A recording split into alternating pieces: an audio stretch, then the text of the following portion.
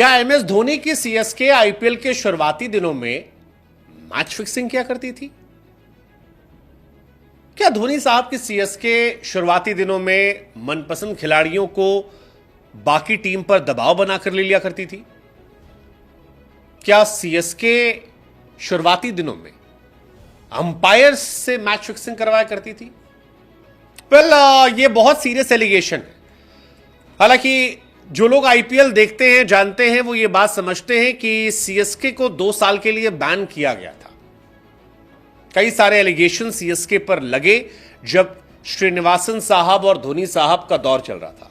विदेश में 2 साल के लिए बैन की गई थी, लेकिन पूरा सच कभी बाहर नहीं निकला।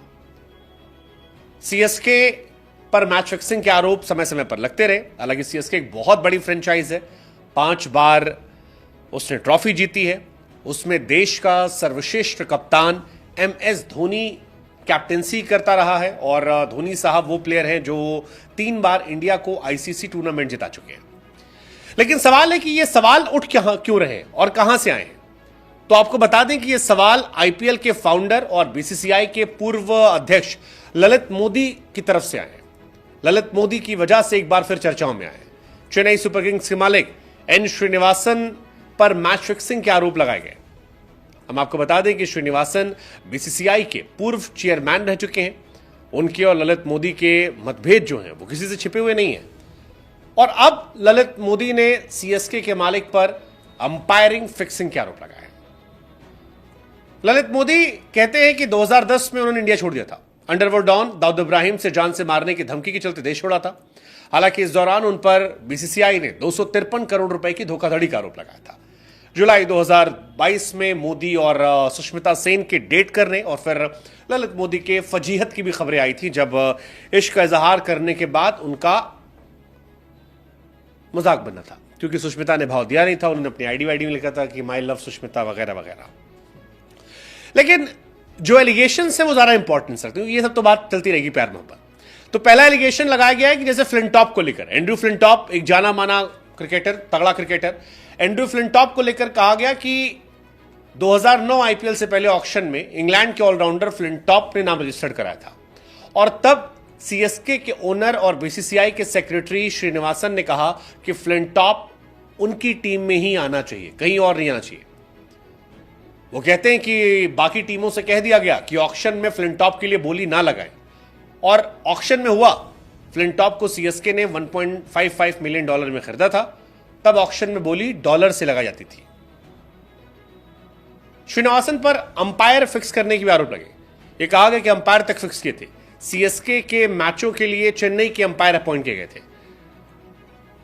श्रीनिवासन का यह मानना था आईपीएल सक्सेसफुल नहीं होगा। जब टूर्नामेंट सक्सेसफुल हो गया तो खुद ही अंपायर फिक्स करना शुरू कर दिया। 2010 में बीसीसीआई ने धोखाधड़ी का आरोप लगाया था। ललित मोदी 2010 तक बीसीसीआई के प्रेसिडेंट थे। मुंबई चेन्नई के बीच उस साल के फाइनल मैच के बाद बीसीसीआई से निकाल दिया गया था। बीसीसीआई ने 253 करोड़ की धोखाधड़ी का आरोप लगाया था और तब श्रीनिवासन बीसीसीआई के सेक्रेटरी थे। हालांकि ललित मोदी की पूरी जिंदगी जो है वो कंट्रोवर्सी से रही है। 14 साल पहले देश छोड़कर भाग गए थे। 2005 से 2010 तक बीसीसीआई के वाइस प्रेसिडेंट थे। 2008 से 2010 तक आईपीएल के चेयरमैन कमिश्नर रहे। 2010 में ललित मोदी को धांधली के आरोप में आईपीएल कमिश्नर के पद से सस्पेंड किया गया था। बीसीसीआई से भी सस्पेंड किया गया था। मनी लॉन्ड्रिंग के आरोपों के बाद 2010 में देश से भाग गए थे। उनकी पर्सनल लाइफ भी बहुत कंट्रोवर्शियल रही। उन्हें अपनी मां की सहेली मीनल से प्यार हो गया था, जो उनसे उम्र में 10 साल बड़ी थी। परिवार वालों के खिलाफ जाकर मीनल से शादी की थी। सुष्मिता सेन के साथ कुछ क्लोज मूवमेंट्स की तस्वीरें सोशल मीडिया पर डाल दी थी और फिर अपने बायो में लिख दिया था। बाद में सुष्मिता ने उनसे पल्ला झाड़ लिया था। बीसीसीआई ने इन पर 22 आरोप लगाए थे। ललित मोदी ने आईपीएल की शुरुआत की थी, लेकिन ललित मोदी ने परिवार के कई सदस्यों को आईपीएल में हिस्सेदारी दिला दी थी। 2008 में आईपीएल के आते लीग सुपरहिट थी। ललित मोदी की खूब तारीफ मिली। आईपीएल से खिलाड़ियों बीसीसीआई को फायदा होने लगा। कुछ समय बाद आईपीएल और ललित के निजी स्वार्थ की जानकारी सबके सामने आई। 2010 के आईपीएल फाइनल के बाद उन्हें हटा दिया गया था। 22 आरोप लगाए थे, जिसमें फैमिली कॉन्ट्रैक्ट देना, ब्रॉडकास्टिंग अपने फायदे के लिए इस्तेमाल करना, नीलामी में धांधली करना, बहुत सारे सीरियस एलिगेशंस उन पर लगाए गए थे। ललित मोदी फिलहाल लाइमलाइट से दूर है। आखिरी बार वो सुष्मिता सेन से इश्क फरमाने में लाइमलाइट में आए थे, लेकिन इस बार जो उनके एलिगेशन तो सीरियस है, क्योंकि एलिगेशन सीएसके पर है, धोनी की टीम पर। धोनी शुरुआत से कैप्टन है।